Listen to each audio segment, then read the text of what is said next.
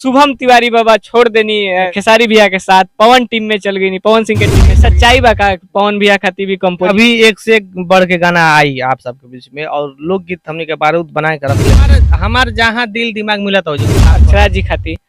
तो वो गाना कैसे बुढ़िए दो लाइन पहले दर्शक कि अब की सवनवा में रौरी भवनवा में खेसारी टीम डगमगा रहल बुढ़िए, कहीं ना कहीं पवन बाबा के खबर आ रहल बुढ़िए कि पवन बाबा भी खेसारी। अगर हमारी इच्छा बा कि हमारा पवन भैया के साथ काम करे के बा तो हम अपन इच्छा जाहिर बाबा बयान भी देतनी कि खेसारी लाल अपन परिवार के ना है, जे तरह की पंडित के ब्राह्मण के यूज करनी उनकर ही स्टेटमेंट हम बोलत नहीं, हम ही बात नहीं बोलत कि ब्राह्मण के यूज करके छोड़ देनी। तो का शुभम तिवारी के भी का इस तरह को यूज होला का खेसारी भैया उस जगह पे बानी तो काहे वहां के बानी, और हम पीछे बनी तो काहे हम पीछे बानी। अगर हम पीछे बनी पूरी इंडस्ट्री के ट्रेंडिंग स्टार खेसारी लाल यादव जी के आज कंपोजर हमनी के बीच एक बार फिर से बीएस न्यूज पर भेटा गई बानी। इनका से कुछ खास जानकारी लेवल जी काहे एने ओने भटका तनी। एगो वीडियो खूब वायरल हो रहा बड़ुए कि पवन सिंह के टीम में शामिल हो गई बनी। का बात बड़ुए, का राज बड़ुए, आखिर काहे यहाँ के टीम से बाहर जातनी, इन्हीं से पूछल जाए। सबसे पहले स्वागत बा बीएस न्यूज पर, कैसन बानी? नमस्ते प्रणाम। बीएस न्यूज के जे भी श्रोता बा सब्सक्राइबर बा सबके हम प्रणाम करते हैं और स्वागत करते हैं पूर्ण फिल्म में। सही बताई कि एगो वीडियो छोटा सा वायरल हो रहा बुढ़ो जेमे बतावल जा रहा बुढ़ो कि शुभम तिवारी बाबा छोड़ देनी खेसारी भैया के साथ पवन टीम में चल गई, पवन सिंह के टीम में चल गई। आखिर का वो मैटर का बा? देखिए छोड़े हम कलाकार हैं और छोड़े पकड़े वाला बातें नहीं है भाई। हमार जहाँ दिल दिमाग मिला था हम काम करता नहीं, और छोड़े पकड़े के हमें कोनो बातें नहीं है। हमारा भाई जेकरा से दिल दिमाग, हमारा खेसारी भैया के साथ दिल दिमाग मिला था। खेसारी भैया हमारा हम के बहुत हमारे रिस्पेक्ट दिला, हम वहाँ के बहुत रिस्पेक्ट दिला। दिल दिमाग मिला था तो हम काम करता नहीं, दिल दिमाग ना मिली तो हम कहीं और काम करब।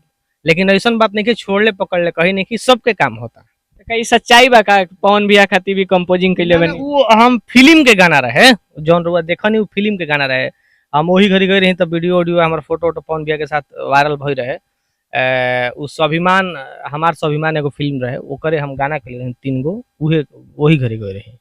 तभी के फोटो और वीडियो अभी वायरल? हाँ अभी वायरल होता।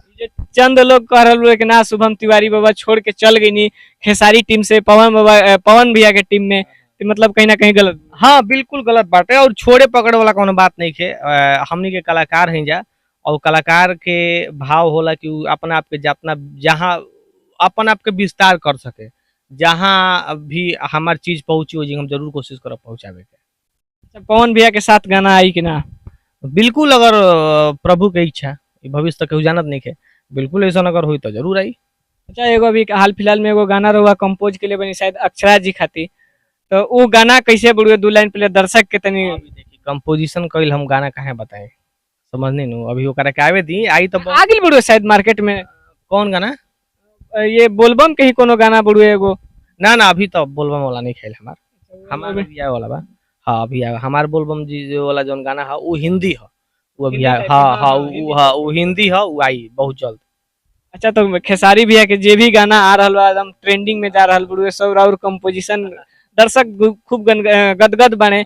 एगो गाना बहुत ज्यादा अन्नपूर्णा फिल्म से बाज रहा बुढ़िए, दर्शक के बीच वही में से 2 लाइन। अभी बहुत प्यार मिल रहा बा। अभी 3 गो गाना आइल बा, तीनों हमारे बनावल बा धुन, और एगो हिरान बम आइल बा, और आँख तनी खोली मोर बाबा भी आइल बा टैटू वाला, वो में आँख तनी खोली मोर बाबा हमनी के गाना रहे। कि अब की सवनवा में रौरी भवनवा में कि ले आईनी भंगिया के गोला, कि आँख तनी खोलिए मोर भोला, कि आँख तनी खोलिए मोर भोला। एकर ई बीच वाला भी लाइन ई ऐसा गाना बा कि जगह जगह से वायरल बा। हर मतलब हर डायलॉग के कर वायरल चलता। हमनी के कोरस रहे कि हाली अखिया खोलिए महादेव दुआरिया रौरा भैनी हो खाड़, ये भी वायरल बा, जगह जगह से वायरल बा। अच्छा, शुभम बाबा इतना बढ़िया गाओ तनी का रौरो गायकी में ट्राई करब का? देखी सब काम आवे के मतलब ही ना कि हम सब करे लगे। हमार का नाम बा कि एक नाव पे अगर एक चीज सक्सेस बा तो उहे एक चीज और के सब चीज सक्सेस करवा दी।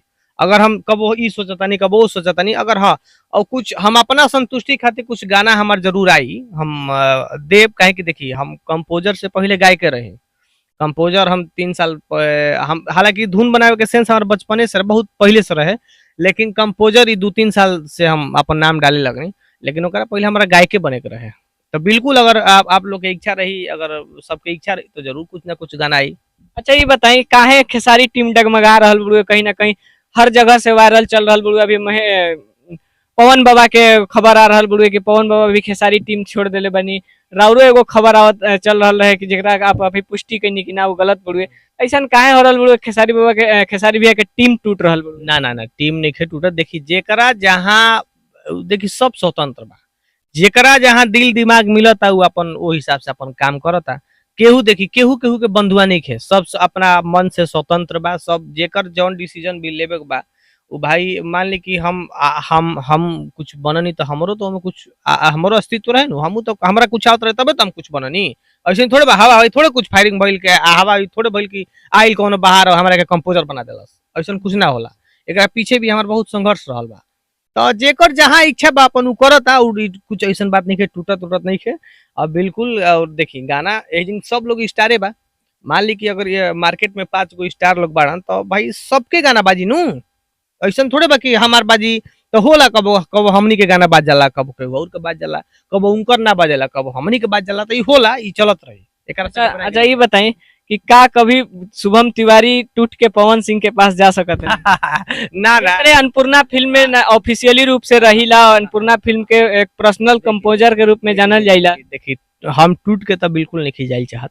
अगर हमारी इच्छा हुई, अगर हमारी इच्छा बा कि हमारा पवन भैया के साथ काम करे के बा तो हम अपन इच्छा जाहिर करब। लेकिन हम टूट के और दुखी करके हम उल्टा पलटा बोल के ई सब को हम नहीं जाइल चाहत और ना जाई कबो। ई हमार संस्कार स्वभाव हमारे ऐसा नहीं है। लेकिन हाँ हमारी इच्छा बा कि पवन भैया के साथ काम करे के बा तो हम इच्छा अपन जाहिर करब। उनका वहाँ के पसंद आई तो वहाँ के लेब, ना तो ना लेब। हमारे केहू केहू स्टार के भी हमारा काम करे के बा तो हम टूट के ना जाइब। हाँ अपन सहमति से सब कोई सहमति समझ नहीं जा सकते नहीं। का शुभम तिवारी के इच्छा बढ़ुए कि पवन सिंह के साथ भी काम हो? हम तो काम कोई नहीं बनी बिल्कुल। आए वाला समय में जो अभी बिल्कुल बिल्कुल बिल्कुल अभी टीम में लड़ाई होता है, एक तरफ पवन टीम एक तरफ खेसारी टीम। तो का शुभम तिवारी के अगर इच्छा हुई तो जाइम? देखिए हमार टीम हमार कलाकारी बा, हमार टीम हमार जौन हमारा काम आवता उहे हमार टीम बा, उहे हमार रोजी रोटी बा। देखिए जौन सच्चाई बा उहे हम बदलो के बताते कि हमार जौन काम आवता उहे हमार रोजी रोटी बा। हमारा खातिर सब प्यारा बा, हमारा खातिर सब हम ओकर सबसे उतना ही हम प्यार करीला। हाँ हमारा जहाँ तक लागता बिल्कुल अगर ऐसा हुई तो हम जरूर काम करब। चलिए आए वाला कौन कौन सा प्रोजेक्ट बुढ़ुए जितने खेसारी टीम से गर्दा हो रहा बुढ़ुए, कहीं ना कहीं जो भी ये सावन में सॉन्ग आयल कहीं गर्दा बाजाता, दर्शक के बीच खूब प्यारा आशीर्वाद मिला। अभी एक से एक बढ़ के गाना आई आप सबके बीच में, और लोकगीत हमने के बारूद बना के रख ले बने जा जौन ले जाके मार्केट में पटक देवे के बा। लेकिन हमने के मजबूर बन जाए कि अभी सावन चलता, लेकिन सावन के भी गाना हमने के अभी 3 गाना हमारा आई। तीनों गाना के आप लोग बहुत प्यार देनी खेसारी भैया जी के आवाज में, और बिल्कुल और भी गाना एक से बढ़ के एक आवे वाला बा। अच्छा एगो छोटा सा सवाल छूटा था हमार जोड़ल चाहब, जिस तरह की अभी एक वायरल वीडियो चल रहा बुढ़ुए कि खेसारी भैया के पुरान जे भी लोग मित्र रहे, जे भी काम करते रहे, अभी शंभू बाबा के एगो बयान आवा था कि शंभू बाबा खातिर खेसारी जी कुछ ना कहनी, या फिर शंभू बाबा से दूर बनी, या शंभू बाबा बयान भी देतनी कि खेसारी लाल अपन परिवार के ना है, जे तरह की पंडित के ब्राह्मण के यूज करनी उनकर ही स्टेटमेंट हम बोलत नहीं, हम ही बात नहीं बोलत कि ब्राह्मण के यूज करके छोड़ देनी। तो का शुभम तिवारी के भी का इस तरह को यूज होला का खेसारी टीम में? ना ना देखी ई बिल्कुल भी गलत बा। और देखी हमार कहना बना कि हमारा उतने उम्मीद बा जतना हमारा आवता, ठीक बा। अगर हम 5000 के आदमी बनी तो हमारा केहू से जेकर खातिर हम काम करते हैं से हमारा 5000 के उम्मीद बा। अगर हम 50,000 के काम करते हैं तो हमारा ओकर से 50,000 के उम्मीद बा। उम्मीद देखी उम्मीद बहुत खराब चीज है। हमार कहना बा कि सिंपल सी बात बा कि आज के जो 10 साल पहले हमारे साथे लोग रहे आज नहीं खे, और आज जे हमारे साथे लोग और हमारा इंटरव्यू लेते हो सके 10 साल बाद हमारा ना ले इंटरव्यू, हो सके कुछ और करी, चाहे यही में करी चाहे कुछ और करी। तो देखिए समय है, समय परिवर्तित होत रहेला, समय के बदलना ही बदलना बा। तो ऐसे कोनो उ नहीं खे। और जहां तक बात बा तो हमार कहना बा कि आज खेसारी भैया उस जगह पे बानी तो काहे वहां के बानी, और हम पीछे बनी तो काहे हम पीछे बानी। अगर हम पीछे बनी तो मैं खेसारी भैया के दोस्त नहीं करूँ, अगर खेसारी भी आगे बढ़ तो मैं खेसारी के दोस्त ना भाई, उनका आगे बढ़े करे तो आगे बढ़लन, तू पीछे बढ़ तो तू आगे बढ़ के पीछे होखा, ना कि केहू के उम्मीद करके तू पीछे बढ़।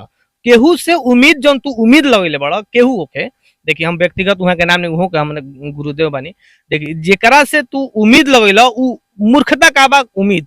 हमार का नाम है कि तू जौन उम्मीद लगा तो उम्मीद छोड़ के तू अपना आप पे मेहनत करे स्टार्ट करो, अपना आप के आगे बढ़ावा। हमार का नाम है कि खेसारी भी 50 लाख आदमी बढ़न तो तू 5 लाख तो जरूर होके के, अगर यही धरती पर तू हो पैदा ले ले बड़ा तो 5 लाख का आदमी जरूर हो सकता बड़ा, 10 लाख आदमी तो जरूर हो सकता बड़ा। तो हमार का नाम है कि उम्मीद छोड़ के, ताना छोड़ के, उनका पीछे पड़ला छोड़ के तू अपना मेहनत पे आवा, अपन मेहनत करके अपन मुकाम बनावा।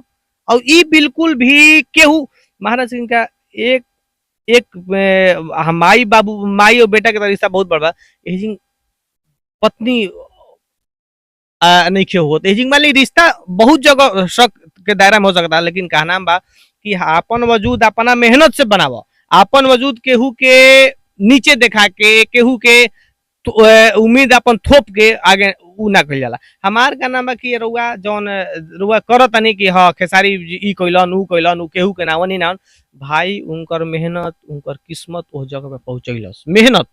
हमार का नाम बा कि तू ताना छोड़ के, तू उनकर से उम्मीद छोड़ के तू अपन मेहनत बढ़ावा। हाँ काम करो, काम करबो तो जरूर 5 लाख ना 50 लाख ना 20 लाख आदमी हो जीबो, लेकिन तू काम छोड़ के तू उनका के नीचे देखब तो ये तो बिल्कुल, हाँ बिल्कुल गलत बात बा हमारा जहाँ तक बुझाता है। अगर कुछ गलत बोल लो कब तो माफी चाहब। अच्छा ये बताई आप लोग तो कहीं ना पूरा खेसारी टीम कहीं ना कि खेसारी भी हमारा भाई हमें, खेसारी भी हमारा कही देवे नहीं हो देवे नहीं का जे अभी बाबा के बयान आइल बा कि खेसारी अपन बाप के चप्पल ना देवेलन, अपन चाचा के चप्पल ना देवेलन, ऑन मीडिया कहले बड़न कि जाके 10 गो मीडिया भेजा तनी हम ऐसे अनचोके में उनका पैर में चप्पल ना हो। तो का खेसारी भी रउआ लोग के कुछ ना देवेलन, खाली झूठो के तरह हल्ला करी लगा।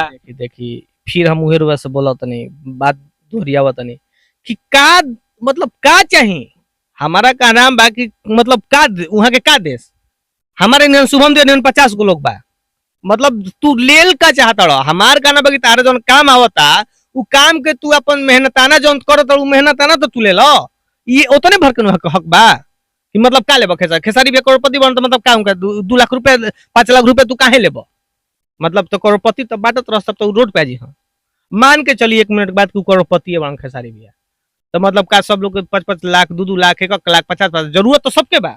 अगर कहल जाओ कि पैसा ले बटाता तो हम बता कि के ना लाइन में लग जाई, तब तो जे करोड़पति वो तो रोड पे आ जाई। भाई वो अपने नसीब अपने कर्म से वो उस जगह पे है, करोड़पति है।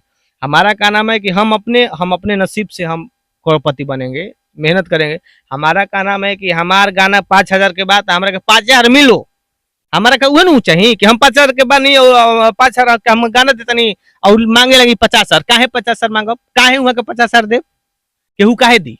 तो ई गलत, ई बहुत बड़ गलत फहमी बा हमार जहां तक सोच बा कि भाई जवन तहरा जरूर जवना तू काम करत रह, जवन तहरा मेहनताना बा उ लो। हाँ बिल्कुल, और कबो कबो परिस्थिति में ऐसा फसल है तो बिल्कुल खेसारी बिया हमारा के तो हेल्प व्यक्तिगत कैले बनी बिल्कुल भाई, मेहनत कबो कबो तू फसल तो भाई 50,000 1 लाख हो गई। लेकिन मान ली कि हाथना लोग बा, खेसारी भैया के नजर, खेसारी भैया एक, खेसारी लाल एक, लोग कगो हजारों, महाराज उनका को 10,000 लोग को जोड़ल जाओ केहू दी। अंबानी जी बटले बने को के तनी पूछी तो रोज जाई मांगे तो मिली। हमार कान में उम्मीद काहे करता नहीं भाई, हमारा जौन जरूरत बा हम 5,000 50,000 हम खेसारी भी खाती 5,000 के गाना के लिए बनी, 2,000 के गाना के लिए बनी और 50,000 के गाना के लिए बनी। हम फिल्म के भी गाना कंटिन्यू कैले बनी और फिल्म के गाना के हमारा के खेसारी भी 50,000 रुपए वहां के दी ना, तो बिल्कुल हम 50,000 के काम को नहीं तो 50,000 मिलल, 5,000 के काम को नहीं तो 5,000 मिलल। लेकिन अब हमारा तो उम्मीद नहीं है कि हम 50,000 के काम करी और 2 लाख मांगी ना। ई जे मांगता उहे सब अफवाह फैलावता। बिल्कुल तू काम करो, तू मेहनत करो, जितना तहरावता उतना तू लो। ई ना कि भाई करोड़पति के हुआ तो करोड़पति बता तो तारा ने 50 लोग बता बाटर बता तो रोड पे आ जाई केहू आ जाई। ई गलत, ई जे भी उड़ावता गलत फहमी बा ओकर, वो अपन मेहनत करे, अपन मेहनताना लेवे बस। चलिए बहुत बहुत धन्यवाद भैया। एगो लास्ट सवाल, संघर्ष 2 शायद 28 अगस्त के आ रहल बड़ुए, का शुभम तिवारी के में कुछ जलवा दिखी का? देखिए संघर्ष 2 में भी हम मुंबई वगैरह रही तो हम गाना कुछ बनैले रही। अब देखिए हम एग्जैक्ट हम लिखे वो गाना हमार वो हमें बाकी ना, हाँ हाँ वो घड़ी का हम बनैले रही तो, लेकिन गाना हमार होके चाहे मत होके, लेकिन वो फिल्म बहुत जोरदार बा। वो फिल्म के हमने के टीजर देखनी जा, बहुत लाजवाब बा। आप लोग वो फिल्म देखे जरूर जाई और जरूर प्यार दी। बहुत बहुत धन्यवाद शुभम भैया के अपन कीमती समय देनी बीएस न्यूज लाइव खातिर। आप लोग ये वीडियो के बारे में का सोचतनी, जे तमाम मुद्दा चल रहा बुढ़वे खेसारी टीम के वजह से या फिर खेसारी टीम के प्रति या फिर जे भी लोग अनर्गल बात बोलता, ये सब के बारे में आप लोग का सोचतनी, अपन राय कमेंट में जरूर दी। फिर मिलब कोई और नया टॉपिक के साथ, तब तक खातिर जय हिंद।